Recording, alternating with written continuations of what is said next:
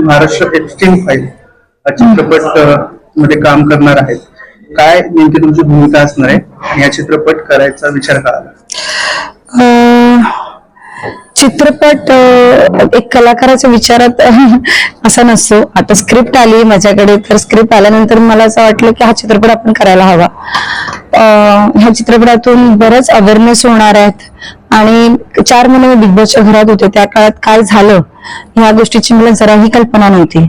आणि आल्यानंतर जेव्हा समोर आलं की असा विषय आहे जो भोंदू बाबा घरात ज्याने पूर्ण महाराष्ट्र हलवून टाकलं, त्याच्यामुळे ज्या गोष्टी घडल्या, जशा ज्या महिलांवर अत्याचार झालेले आहेत, बऱ्याच महिलांचे संसार उद्ध्वस्त झालेत, या श्रद्धाच्या मधलं जी लाईन असते ती लाईनच सगळ्यांनी क्रॉस करून टाकली. आणि त्याच्यामुळे जेव्हा मला कळलं तेव्हा स्वरूपचा फोन आला आणि तेव्हा मला कळलं की असा चित्रपट आहे आणि हा चित्रपट आपल्याला करायचा आहे.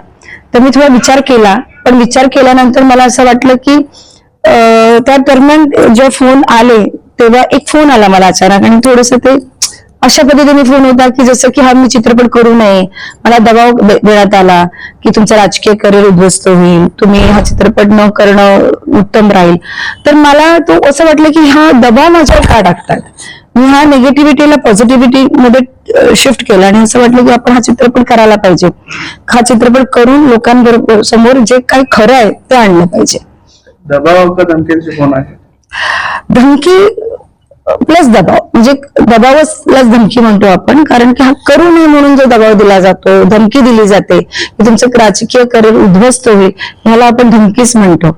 आणि त्याच्यामुळे त्या गोष्टी तेवढ्यापर्यंत नाही, म्हणजे माझ्याबरोबर जे असणारी व्यक्ती ज्या आहेत ते मी कुठे आहे, काय करते, कुठे चालले, काय केले की नाही, मी तो चित्रपट करते की नाही, म्हणजे हेही नोट केलं जात आहे. सो या गोष्टीला आपण ते समजू, कारण हा विषयच तसा आहे. हा कुठे ना कुठेतरी त्या राजकीय प्लॅटफॉर्मवरचा विषय असल्यामुळे आणि ह्याच्यात बरेच जण इन्व्हॉल्व असल्यामुळे कुठे ना कुठेतरी हा प्रयत्न आहे की हा चित्रपट न होण्याचा. कोणाचा फोन येतोय? राजकीय लोकांकडनं येतोय का कुठल्या वेगळ्या खात्यातून येतोय? एक महिला नेत्या आहेत त्यांच्याकडनंच येतात. आता हा जो महिला नेता, ज्या कोणी नेता म्हटल्यानंतर की ते राजकीय बॅकग्राऊंड आलं, मग ते कुठलेही असू शकते, कुठल्याही पक्षाचे असू शकतात, कोणीही असू शकतं, पण हे महिला नेत्या आहेत आणि त्यांच्या बॅकग्राऊंड मधूनच हा कॉल आलेला आहे. ज्यांची तुम्ही भूमिका साकारताय त्यांच्याकडूनच काय फोन येतात का?